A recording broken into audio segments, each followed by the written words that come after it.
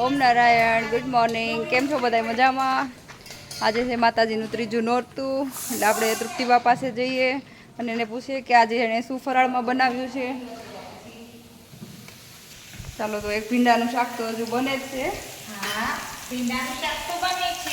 બીજું શું બનાવ્યું છે તૃપ્તિબા? આજે માતાજી માટે બનાવ્યું, દૂધીની ખીર બનાવી છે, સૌભાગ્ય સૂંઠ બનાવી છે, પછી બટેકાનું શાક છે અને કઢી બનાવી છે અને પૂરી બાકી રાખી છે ગરમ ગરમ માતાજીને મૂકવા માટે, અને ફ્રૂટ ડીશ પણ બાકી રાખી છે કે જે સુધારતા કાળો ના પડી જાય એટલા માટે. હજુ લીંબુ પાણી બાકી છે, છાશ બાકી છે, 2 વસ્તુ બાકી છે. માતાજી તો ખુશ ખુશ થઈ જવાના છે.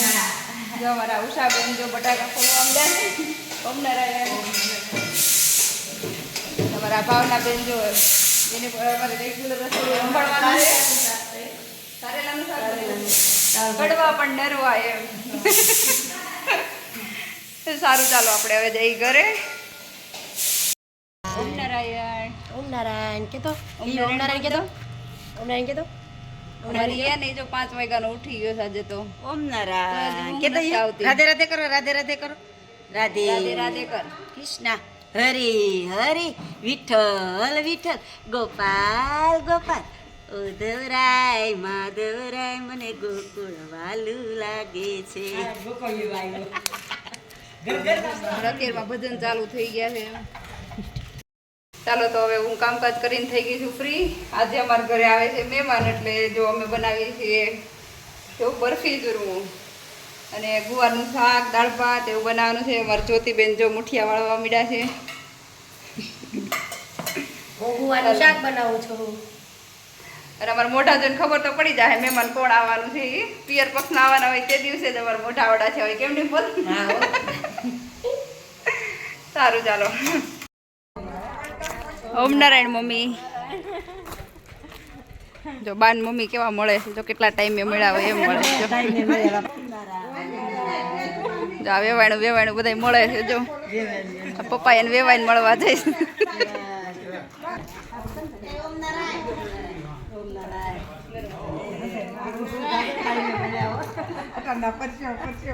આપણું મોઢું જો મોટું બધું થઈ ગયું છે. મમ્મી ને બધા એવા છે તો જો. ઓમ નારાયણ મામી.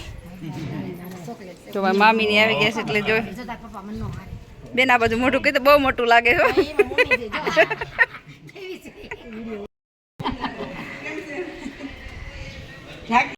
જો અમારી મામી આવી ગયા છે.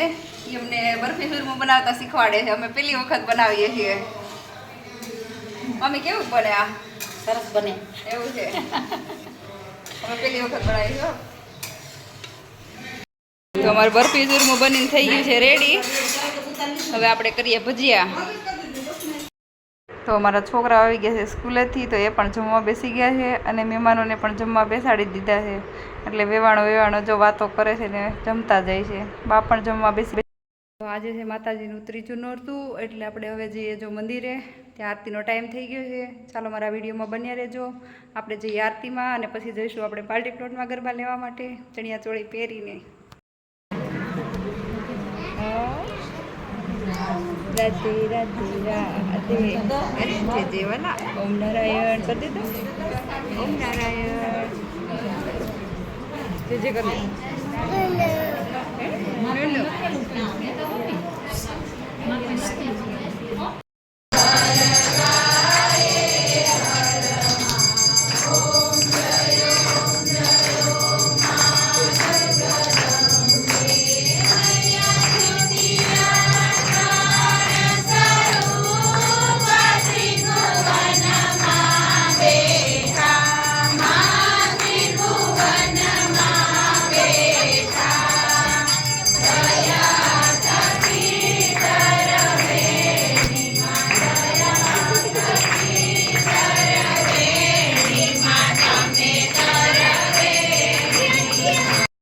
મમ્મી વસુધાબેનને જો વેણી નાખીને તૈયાર કરી દીધા છે ગરબા લેવા માટે. તો ચાલો, આજે ત્રીજું નોરતું છે અને અમે જઈએ છીએ ગરબા લેવા. જો હું થઈ ગઈ છું રેડી, અમારી ઈશ્વરા પણ રેડી થઈ ગઈ છે. તો ચાલો આપણે બધા જઈએ હવે ગરબા લેવા.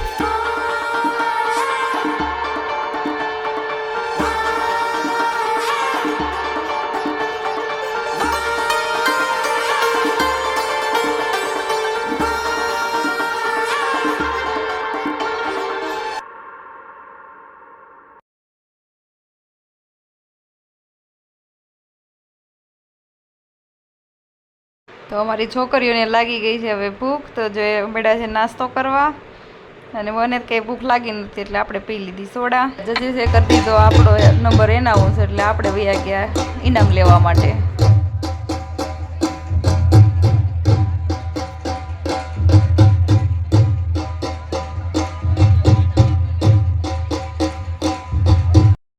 ચાલો, તો આજે મારો નંબર આવ્યો છે, જો મારો 3rd રેન્ક આવ્યો છે. પવિત્રાનો વેલ ડ્રેસમાં 2nd રેન્ક આવ્યો છે.